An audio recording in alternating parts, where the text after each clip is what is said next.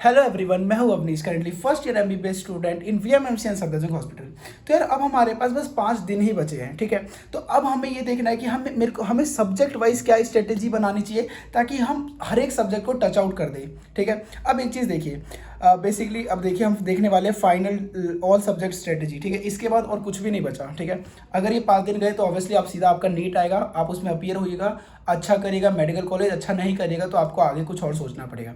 पर मैं आप सब लोग के लिए विश करता हूँ कि आपका सब लोग का अच्छा एग्जाम जाए, आप लोगों ने जितनी मेहनत की है वो सारा रिजल्ट में रिफ्लेक्ट हो और आप खुशी खुशी एक बहुत अच्छे मेडिकल कॉलेज में आए।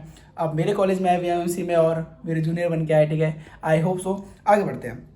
तो फाइनल ऑल सब्जेक्ट स्ट्रेटजी, अब देखो बस लास्ट 5 दिन बचे हैं, ठीक है। और एडमिट कार्ड रिलीज हो चुका है ना। एडमिट कार्ड रिलीज हो गया, मैंने उस पर वीडियो बना दिया कि एडमिट कार्ड कैसे फिल करना, उसमें गलती मत करिएगा। वो वीडियो जाके एक बार मेरी देख लीजिए। ड्रेस कोड पे भी वीडियो बना दिए, वो भी जाके एक बार देख लीजिए। अब काफ़ी डर लग रहा होगा यार, देखो जब एडमिट कार्ड आ जाता है, हमारा सेंटर एग्जैक्ट कौन सा है वो पता चल जाता है, तो डर ना काफ़ी ज़्यादा बढ़ जाता है कि यार अब क्या होगा, अब क्या होगा। मतलब नर्वसनेस और एक्साइटमेंट बढ़ जाती है ऑब्वियसली, ठीक है। हर एक एस्पिरेंट की यही बात है। पर यार देखो, पैनिक मत करना और बिलीव इन आवर प्रिपरेशन, ठीक है।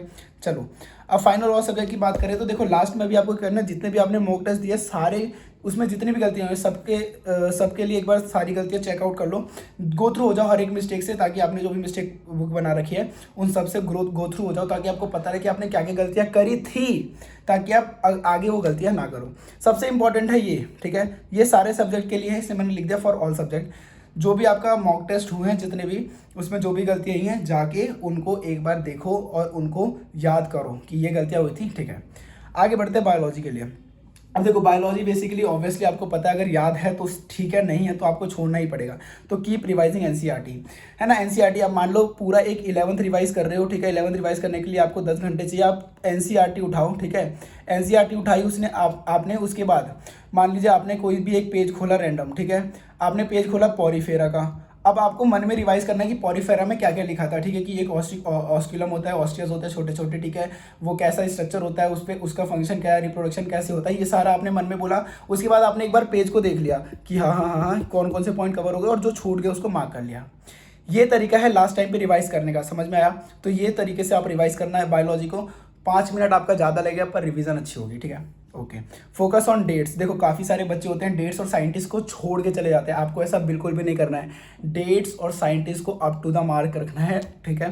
तो डेट, साइंटिस्ट, डेटा और एग्जाम्पल्स। डेटा मतलब कुछ भी क्वांटिटी वगैरह लिखी हुई है, जैसे आप रिप्रोडक्टिव हेल्थ में देखोगे कि कितना पॉपुलेशन था, फिर कितना हो गया, ठीक है। और कौन से ईयर में, ये सारी चीज़ें आपको याद रखनी है, बहुत इंपॉर्टेंट है, ठीक है। डेट्स आपको सारे, साइंटिस्ट, डेटा और एग्जाम्पल्स तो ऑब्वियसली पूरा एनिमल किंगडम एग्जाम्पल पे बेस्ड है। अगर मान लो आपने उसका कंसेप्ट पढ़ लिया तो भी क्वेश्चन नहीं बनेगा, क्योंकि मान लो डायरेक्ट एग्जाम्पल से क्वेश्चन उठ के आ गया तो, ठीक है। तो एग्जाम्पल अच्छे से पढ़ो।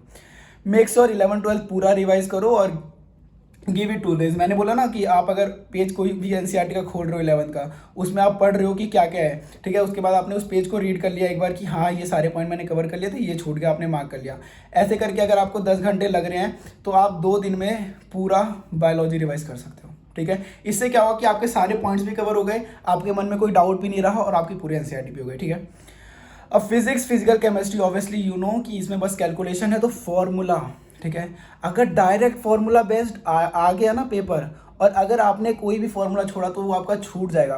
तो एटलीस्ट फॉर्मूले आपको सारे याद होने चाहिए, ठीक है। तो फॉर्मूले सारे याद कर लो, ठीक है। एक बार फॉर्मूले सारे रिवाइज कर लो, ठीक है। ऑन फिंगर टिप्स, ये नहीं छोड़ना चाहिए। कंसेप्चुअल क्वेश्चन जो भी सर ने कराए हैं एक बार जाके देख लो। आप अपने नोट्स खोलोगे, उसमें काफ़ी सारे क्वेश्चंस हैं, जिसमें से मैक्सिमम पीवाईक्यूज होंगे। और जितने भी कंसेप्चुअल क्वेश्चंस थे उनको एक बार चेकआउट कर लो कि सर ने आपको कौन कौन से क्वेश्चन कराए थे, जो कि मल्टी कॉन्सेप्ट बेस्ड होते हैं, ठीक है। क्योंकि पेपर अगर क्रिटिकल आया तो आपका वहाँ पे क्रिटिकल थिंकिंग होना बहुत जरूरी है। आगे बढ़ते हैं इनऑर्गेनिक के लिए। ऑल ट्रेंड्स, आपको जितने भी ट्रेंड्स है 11th-12th में, ठीक है।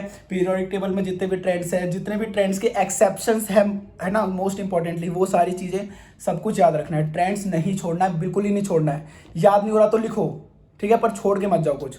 ओके।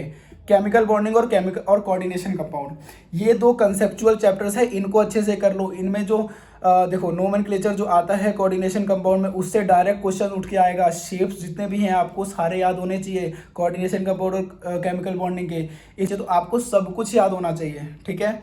ये चीज़ ध्यान रखिए।